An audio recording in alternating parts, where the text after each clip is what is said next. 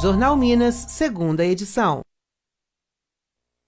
Olá, boa noite. Pesquisadores identificam uma nova variante do coronavírus em Belo Horizonte. O desafio agora é descobrir se ela é mais contagiosa ou letal que as cepas já detectadas. Esse é um dos destaques do Jornal Minas, que está no ar.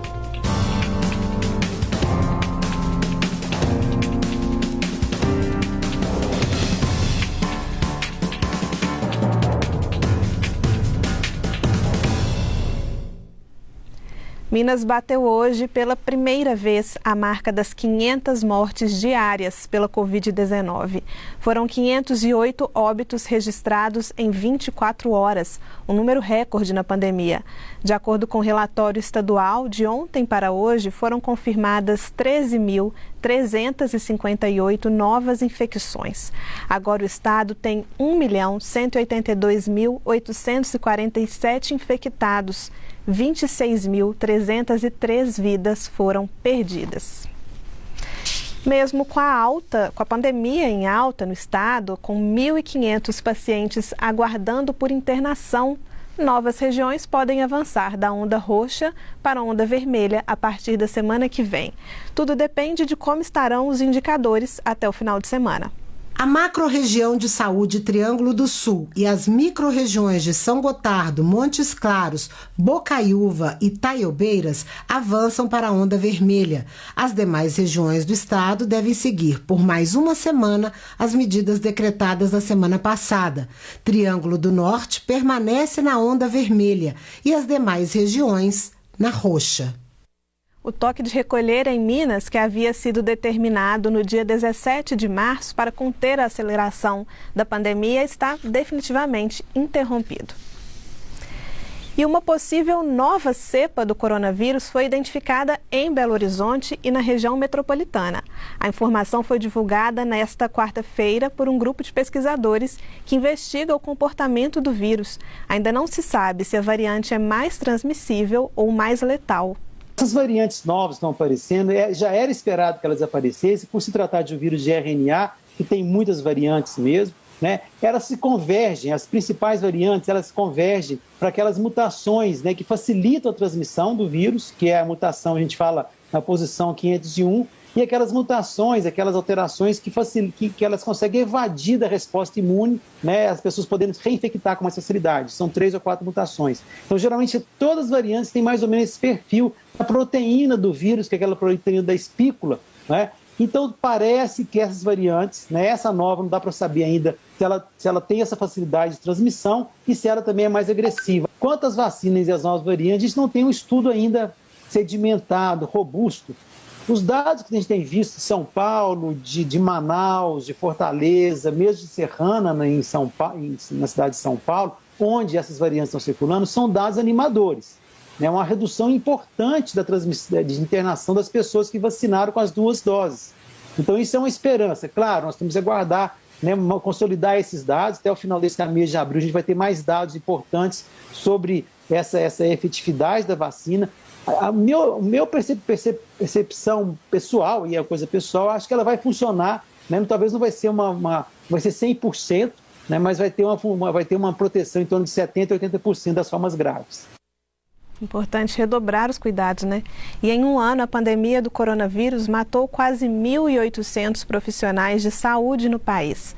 Tantas mortes foram consequência direta dos desafios enfrentados por esses trabalhadores no combate à doença, segundo informações da entidade que reúne os cartórios de registro. A pandemia também tem levado esses profissionais ao limite da saúde mental. O medo de se contaminar ou levar o vírus para casa é enorme. Aqui em BH, 1 em cada 10 profissionais da saúde da prefeitura foi afastado no último ano por transtornos mentais, situação que se repete pelo estado. Doutora Lívia é médica da unidade de terapia intensiva que atende pacientes com Covid-19 na Santa Casa de Poços de Caldas. Em mais de um ano de pandemia, para ela o desgaste mental tem sido um dos principais desafios diários. Isso é inevitável porque a gente trata do desconhecido, cada dia é uma surpresa nova que a gente vem enfrentando, a gente não tem, é uma doença que não tem tratamento, faz um ano que está nos desafiando, não tem um tratamento eficaz ainda, A única maneira da gente prevenir é agora, nossa esperança é a vacinação, não tem tratamento precoce e a gente está aí lutando dia a dia com as adversidades que vêm surgindo. Lívia, o marido, que também é médico, o filho e a mãe dela testaram positivo para a Covid-19. Os dias mais difíceis para a doutora foram quando ela teve que cuidar do próprio pai na UTI, infectado pelo vírus. Além de tratar com o médico, né? Filha, né? Envolve sentimento. E é igual eu falo, a gente não é 100% o tempo inteiro uma fortaleza. Então, tratar do meu pai foi a parte mais difícil. Só que, sem dúvida, me trouxe uma experiência muito grande, porque agora eu sei certinho que os meus pacientes e as famílias deles sentem. Medo, cansaço, para este enfermeiro não são maiores que a vontade de salvar vidas. É o sentimento da gente poder ajudar o próximo, porque infelizmente os pacientes chegam aqui, a gente acaba conhecendo a família por telefone, a gente não tem esse contato e todo o carinho que a família passa para a gente tem que repassar para o paciente. Infelizmente eles não podem visitar, então nós estamos ali 24 horas com eles, dando o apoio, dando tratamento e ajudando aos pacientes. Por conta da profissão, é comum que os profissionais se sintam sobrecarregados, sob pressão, mas isso piorou durante a pandemia. Dados do Ministério da Saúde revelam que 12% dos profissionais de saúde apontaram sintomas mentais nos últimos meses. O estresse é tão grande que você tem que fazer uma paramentação, desparamentação, né? E sobrecarrega demais. Os profissionais de saúde são poucos, né? Tão escassos, então sobrecarrega também questão de horas extras. Essa paramentação, a desparamentação atinge as necessidades fisiológicas, que eles falam que eles têm medo de desparamentar para ir tomar uma água e nesse momento se contaminar, né? A paramentação tem risco de contaminação, então eles ficam segurando a barra para não precisar executar essa desparamentação. É muito melhor a pessoa usar a máscara, lavar as mãos, do que ficar aqui entubada ou vendo alguém que ama sofrendo entubado, com o incômodo do tubo, com sedativos. Então é muito mais dolorido você passar por essa experiência do que usar uma simples máscara e lavar as mãos. Até hoje, mais de 1 milhão de pessoas se recuperaram da Covid-19 no estado. O que a gente vai mostrar para você hoje são os desafios enfrentados durante a recuperação, depois que o organismo vence o vírus. São dificuldades respiratórias e motoras que acometem até pessoas que não foram internadas. Ainda falta um pouco de força para Kleber, mas passo a passo ele vai recuperando a plena capacidade dos pulmões e dos músculos. Os exercícios são necessários depois que o motorista de 46 anos ficou 15 dias internado por causa da Covid, sendo 8 em UTI. Depois do susto, ele se sente cada dia melhor. Todo dia um leão. Eu mato um leão. Todo dia eu estou melhorzinho. Eu levanto, tomo banho sozinho. Mas aqui.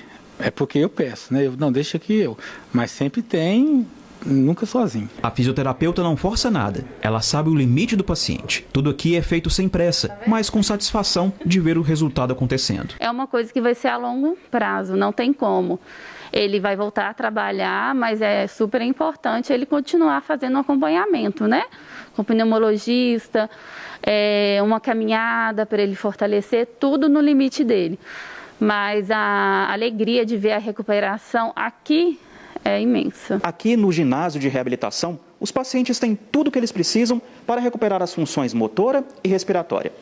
Nestes aparelhos aqui, já passaram 25 pacientes só neste ano. E eles têm à disposição profissionais de várias especialidades. Esse é um hospital de transição, o único do estado. Os pacientes recebem alta da Covid, mas ainda não têm indicação para voltar para casa e são transferidos para a entidade, que atende pelo SUS. O diretor clínico explica que a demanda de reabilitação cresce junto com a pandemia. Quando pacientes eles precisam ser invadidos por métodos mais agressivos para ser o sustentáculo da vida naquele momento, como a terapia intensiva, um ato de intubação orotraqueal, precisam colocar um catéter de alimentação, internação, precisam de uma terapia no qual a gente precisa sedar aquele paciente, ele acaba perdendo funcionalidade. Muitas vezes, depois dessas terapias, esses pacientes perdem a capacidade de andar, perdem a capacidade de respirar de maneira autônoma. Então, esses pacientes, muitas vezes, eles podem recuperar a sua funcionalidade antes de retornar para casa. E o Hospital de Transição vem para fornecer esse tipo de cuidado, de reabilitar essas funções. O professor da Faculdade de Fisioterapia da UFMG ressalta que longos períodos de internação em hospital debilita o paciente. E quando é Covid, o quadro é ainda mais peculiar. Muitas vezes esses pacientes não foram para terapia intensiva, não foram entubados, mas eles acabam desenvolvendo dores nas costas, eles acabam desenvolvendo uma fadiga intensa para realizar qualquer tipo de atividade de vida diária. Nós temos relatos de pacientes jovens, eu tenho uma paciente de 22 anos, por exemplo, que um dos principais relatos dela é que depois que ela saiu do hospital, ela não consegue pentear o cabelo porque ela cansa, só de manter o braço elevado. Enquanto alguns pacientes precisam do suporte do Hospital de Transição, outros conseguem fazer exercícios em casa. Celso participou de um projeto da Escola de Fisioterapia da UFMG, em que o paciente é acompanhado de maneira remota, por videochamada. Hoje, ele está 100%. Não precisa mais do oxigênio. Eles têm todo um cronograma de trabalho, todo um protocolo de exercícios, né, voltado para a atividade aeróbica e de fortalecimento de braços e pernas e de pulmão, é assim, impressionante. Então, eu notei, assim, com poucas sessões, eu já notei assim, uma melhora considerável. A gente tira o paciente do quadro agudo, do quadro de fadiga, do quadro de perda de força muscular e da perda de funcionalidade. E isso é uma coisa bastante importante e bastante impactante na vida desses pacientes pós-Covid. A seguir, o custo de vida na capital mineira em março foi o maior em 6 anos. E a cidade mineira, onde estão sobrando vagas de emprego. A gente volta já já.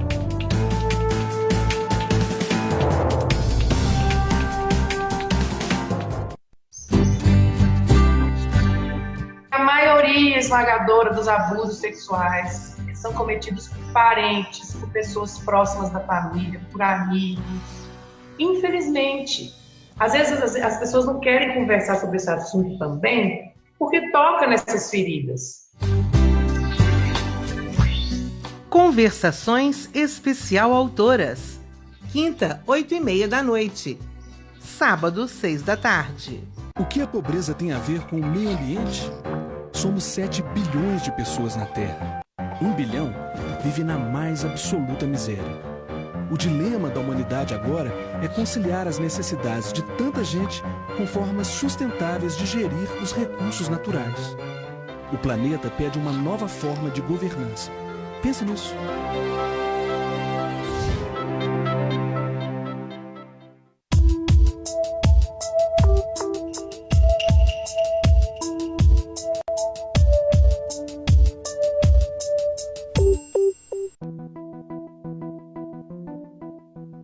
Olá, a pandemia tem afetado a vida de todos nós, não é mesmo? Mas hoje a gente quer falar de um pessoal muito importante pra gente, os profissionais da saúde. A Fundação Oswaldo Cruz, a Fiocruz, fez uma pesquisa e vai compartilhar com a gente como tem sido o dia a dia da chamada linha de frente. Este será o tema de hoje à noite do Opinião Minas. Eu te espero então às 8 horas. Até lá!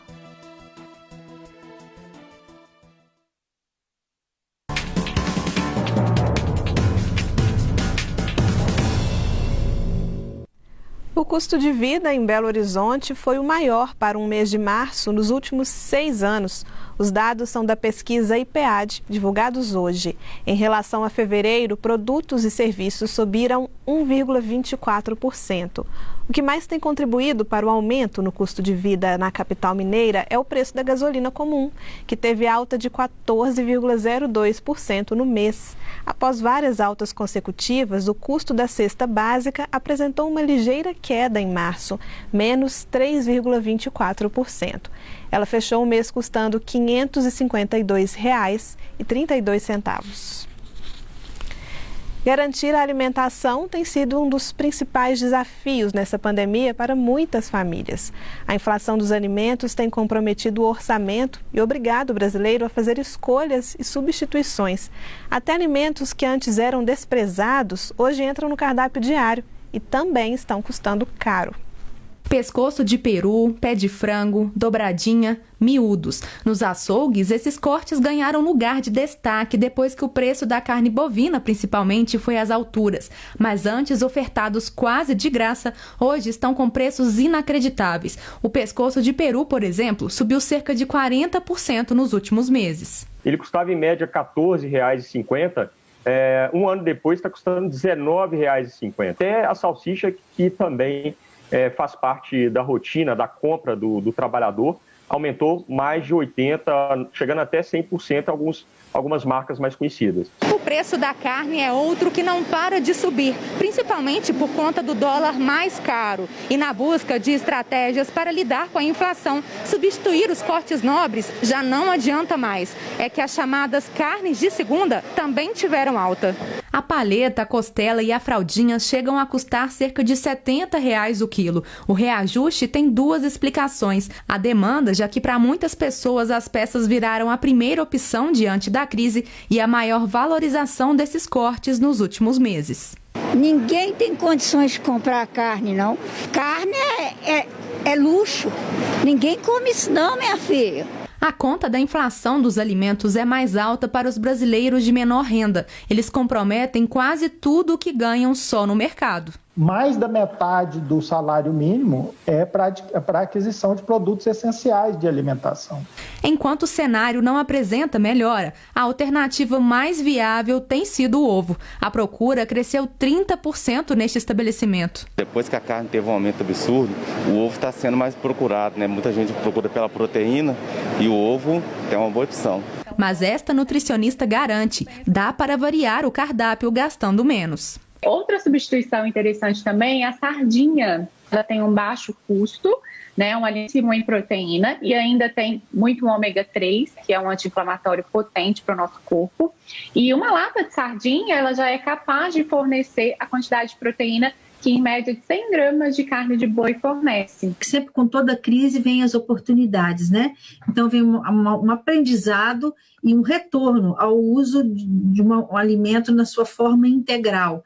Então, isso é um ponto positivo no que diz respeito a desperdício, no que diz respeito a buscar novos sabores, novos experimentos. Então, isso é bastante importante. Para a gente montar um bom prato, a gente teria que ter nesse prato um feijão ou uma outra leguminosa, por exemplo, uma soja, uma lentilha, um grão de bico. Ter sementes que também são fontes de proteína, por exemplo, semente de chia, gergelim, semente de abóbora, girassol e também os vegetais. E em Patos de Minas, no Alto Paranaíba, está na contramão da maioria das cidades brasileiras. Enquanto o país registra recorde de desemprego, com mais de 14 milhões de pessoas em busca de uma oportunidade no mercado de trabalho, por lá estão sobrando vagas. O motivo você confere na reportagem da nossa parceira NTV. Segundo dados da CNI, a Confederação Nacional da Indústria, a proporção de desempregados poderá alcançar seu maior nível em 2021, com taxa de desocupação média de 14,6%. A entidade considerou que, no cenário básico da economia, a recuperação da atividade começará em maio. Os efeitos da retomada no mercado de trabalho, no entanto, devem ser defasados e se iniciar somente no início do segundo semestre. Nesse cenário, parcela da população que estava fora do mercado de trabalho deverá voltar a procurar emprego. Em Patos de Minas, o número de pessoas à procura de novas vagas de emprego é inferior ao de vagas disponíveis no mercado. As nossas vagas estão aumentando e toda semana a gente tem troca dessas vagas, né? Hoje a gente gira em torno de 40 vagas por semana. Em relação ao número de cadastros para preencher vagas de emprego, a maioria é para o setor do comércio, cujo público é maior. Entretanto, vagas que exigem um perfil mais técnico sobram na cidade. O que mudou é que a gente tinha muita vaga do comércio e agora a gente está tendo mais vagas técnicas, né, o que tem dificultado a gente encontrar candidatos capacitados para essas vagas. A dica é para aqueles que estão mais em casa durante o período de pandemia, para que aproveitem o momento para se qualificar, a fim de saberem por quais áreas ingressarem quando for necessário procurar um novo emprego. Falta também essa busca de melhorar as competências que precisam ser desenvolvidas, né? E uma delas são essas competências técnicas. A gente está muito acostumado com vagas, por exemplo, de atendente, vendedor interno. E hoje a busca não são por essas vagas, são por eletricistas, mecânicos, que demandam um estudo, demandam um curso, demandam habilidades mais técnicas. Hora de falar de futebol. 4 jogos marcaram hoje o início da 8ª rodada do Campeonato Mineiro. Em partida que terminou agora há pouco, o Cruzeiro venceu o Coimbra por 2-0 no Independência. Vamos ver os outros resultados. Abrindo a rodada, o RT venceu o Atlético fora de casa por 1-0. O gol foi marcado por Matheus após cobrança de escanteio. Em Poços de Caldas, o Uberlândia venceu a Caldense por 2-1. Reis, de pênalti, e Luizinho fizeram os gols do time do Triângulo e Jonathan diminuiu para o time da casa. No Mineirão, o Atlético derrotou o Pouso Alegre por 1-0. Após cruzamento de Queno, Eduardo Vargas marcou o gol alvinegro. Amanhã o América encara o Patrocinense às 5h30 no Independência. Mudando de competição, temos representante mineiro na Copa do Brasil hoje. O Tombense enfrenta o Vasco em casa às 9h30 da noite. Vale lembrar que nessa segunda fase não existe vantagem para o visitante. Ou seja, em caso de empate nos 90 minutos, a classificação será decidida nos pênaltis. Em instantes você confere. A pandemia movimenta a justiça. Mais de 500 mil processos relacionados ao assunto aguardam julgamento no país. E a desigualdade é o tema central de debates no Dia Mundial da Saúde. A gente volta já.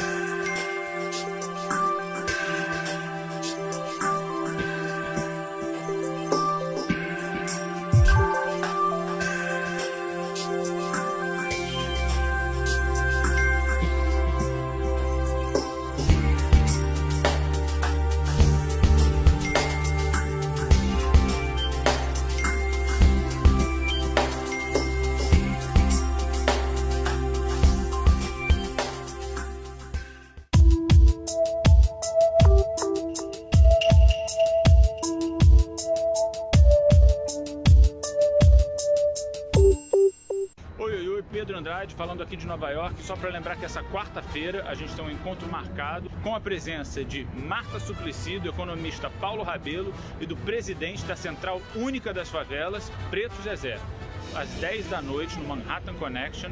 Você não pode perder.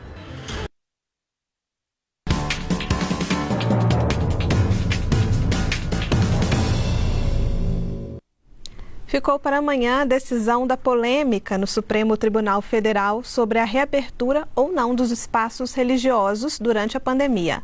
Os ministros vão julgar se essa decisão continuará cabendo a prefeitos e governadores. O ministro Gilmar Mendes, relator do recurso da Prefeitura de Belo Horizonte, foi o único do plenário, formado por 11 magistrados, a votar hoje para que templos religiosos permaneçam fechados temporariamente por prefeituras e governos estaduais, como medida para conter o avanço do vírus. O julgamento deverá ser retomado amanhã. A matéria teve que voltar ao plenário do STF depois que um dos ministros concedeu uma liminar a igrejas evangélicas, permitindo a reabertura dos espaços aos fiéis. A Câmara dos Deputados concluiu hoje a votação do projeto que abre mais possibilidades para empresas que querem comprar vacinas contra a Covid-19 para imunizar funcionários, sócios e prestadores de serviço. A proposta permite a aquisição de vacinas ainda sem autorização ou registro da Anvisa, mas aprovadas por agências reguladoras estrangeiras. O texto base já tinha sido aprovado ontem à noite. Optando pela imunização, as companhias deverão doar ao SUS a mesma quantidade de doses compradas. O projeto segue agora para apreciação no Senado. A compra de vacinas, a garantia de vagas em UTIs. A Justiça tem sido bastante demandada durante a pandemia. São mais de 500 mil de processos que aguardam julgamento. Desde o início da pandemia, a Justiça tem atuado em diversos temas relacionados à Covid-19, de ações trabalhistas a questões de política pública. O Tribunal Regional da Terceira Região autorizou a compra de vacinas pelo Sindicato dos Empregados do Comércio de Campinas, Paulínia e Valinhos, cidades do interior paulista. A liminar vale apenas para doses de laboratórios já aprovados pela Anvisa. A intenção é imunizar trabalhadores e familiares num total de 80 mil pessoas.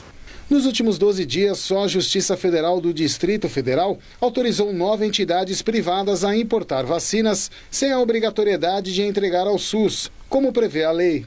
Em termos do interesse da sociedade, essa é a última coisa que deveria estar acontecendo, né? A justiça tem que decidir coisas que são, primeiramente, do campo científico e, segundo, do campo executivo. Segundo o Observatório Nacional do Conselho Nacional de Justiça, em todo o país são 331 mil ações com tema central sobre a Covid-19 e outros 214 mil processos sobre o auxílio emergencial que começou a ser pago por conta da pandemia. É um cenário de extrema insegurança jurídica que é causada por essas decisões tomadas sem aviso prévio, sem um debate amplo e, às vezes, no final de semana, numa madrugada, sem que ninguém tenha conhecimento disso.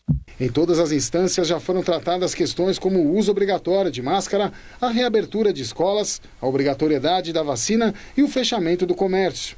Algumas disputas envolveram diretamente o presidente Jair Bolsonaro, como as medidas restritivas adotadas pelo Distrito Federal, Bahia e Rio Grande do Sul, e questionadas pelo presidente no STF. A grande questão para os especialistas é até que ponto a judicialização da Covid pode dificultar o combate à pandemia. Poder executivo, poder legislativo dos municípios, dos estados, da União, mais o poder judiciário, tomam decisões conflitantes em relação a municípios diferentes, a estados diferentes, que impedem completamente um esforço unificado. Hoje é Dia Mundial da Saúde. Neste momento tão difícil em todo o mundo, a OMS escolheu o tema Construindo um Mundo Mais Justo e Saudável para marcar a data. O secretário-geral da ONU se pronunciou. Antônio Guterres pediu ao mundo que renove seu compromisso com o setor e lute para diminuir as desigualdades no acesso à saúde, que ficaram ainda mais evidentes com a pandemia. A ONU critica principalmente as diferenças no acesso à vacina. Sobre o assunto, nós conversamos com o Naí Tupinambás, que é infectologista do Departamento de Medicina Preventiva e Social da UFMG. Naí, queria que você falasse um pouquinho para a gente sobre o acesso à vacina, né? A gente está sentindo na pele esse atraso, essa demora da vacina chegar para a população toda. A gente sabe que houve atraso das autoridades, principalmente federais, em comprarem essa vacina, mas também esse mercado internacional afeta os países menos desenvolvidos? Eu acho que nós tivemos vários erros no ano passado, né? O ex-ministro das Relações Exteriores, ele entrou em confronto direto com a China e com a Índia, né, falando que o vírus era chinês, e com a Índia, não votou junto com a Índia com a quebra de patente, que seriam interessantes para esse momento atual que vivemos. E lembrando que a China e a Índia produzem 70% dos insumos. Então, claro que dificultou o nosso acesso a esses insumos, né, ao insumo da vacina que é produzido no Butantan e também na Oxford. Poderíamos estar em situação muito melhor.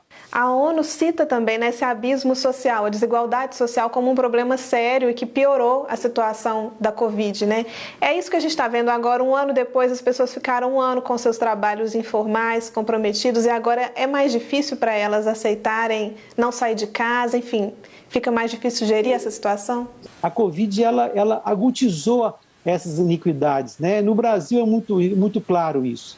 A gente vê isso também acontecendo nos Estados Unidos, na Europa também, né, essas populações minoritárias lá, os asiáticos, os negros, né, também nos Estados Unidos. E aqui no Brasil é isso, tem dados de São Paulo mostrando assim, o horror que é a mortalidade comparada à mortalidade das favelas com a mortalidade do centro-sul da cidade. Em Belo Horizonte também não é diferente. Nós temos um trabalho publicado agora, colegas da Faculdade de Medicina, indicando que a mortalidade na periferia, onde tem um índice de vulnerabilidade social mais elevado, chega a ser até 10 vezes maior do que aqui na região Centro-Sul. Pois é, quando começou a pandemia, a gente falava muito de que agora a gente vai ver uma cooperação internacional, né? A gente viu as fronteiras caindo, mas isso não se deu muito na prática, né? Em termos de saúde, a gente viu alguma ação significativa coletiva? Teve sim algumas coisas interessantes. Na cooperação internacional de vacina e de desenvolvimento de outras tecnologias, foi muito interessante.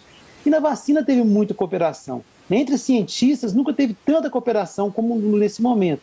E claro, mas a gente teve a parte ruim da história, que são as grandes, né, a Big Pharma, né, que ela patenteando, não quer quebrar patente, ceder a patente, na verdade, nesse momento de tragédia mundial, poderia ceder essas patentes, elas serem produzidas em vários países. Tem países como o Canadá e Inglaterra, tem vacinas até 3 vezes mais do que a população daquele país. A gente ouve falar muito que a gente está entrando em uma era de pandemias, né? Por causa de toda a degradação ambiental, é mais provável que a gente vai ter mais frequentemente pandemias como a do coronavírus, né? Existe alguma solução em termos de cooperação internacional que pudesse melhorar aí essa perspectiva de médio prazo? A gente sabe que vai ter próximo, sabemos quando, mas que teremos, vão ter. Se a gente continuar nesse formato de exploração da terra e o avanço da agroindústria nos mananciais, na floresta amazônica, no cerrado, enfim, nós vamos ter a próxima pandemia. O que fica de lição depois de tudo que a gente passou sobre a importância do SUS para a população? Se não fosse o SUS hoje, a situação estaria assim, mais caótica do que está.